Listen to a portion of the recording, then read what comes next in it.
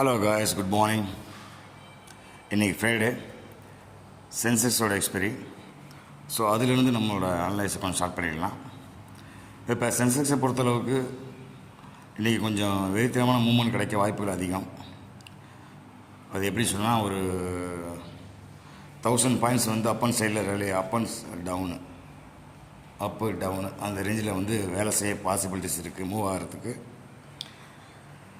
So கண்டினியூஸாக பாருங்களேன், 1 2 3 4 5 டேஸில் நல்ல ஒரு ரேலி. அதாவது 83,200லேருந்து 85,800 டே. அப்பா, ஒரு 3,600 பாயிண்ட் வந்து 5 நாளில் ஏறியிருக்காங்க சென்செக்ஸு. ஸோ இது வந்து உங்களுக்கு எப்படி தெரியுது? நார்மலான மூவ்மெண்ட் தெரியுது உங்களுக்கு? ஈவன் இது பிரேக் அவுட் தான், இல்லைன்னு சொல்லலை. ஆல்ரெடி வந்து ஒரு சேனலை வந்து பிரேக் பண்ணி மேலே போயிருக்கு.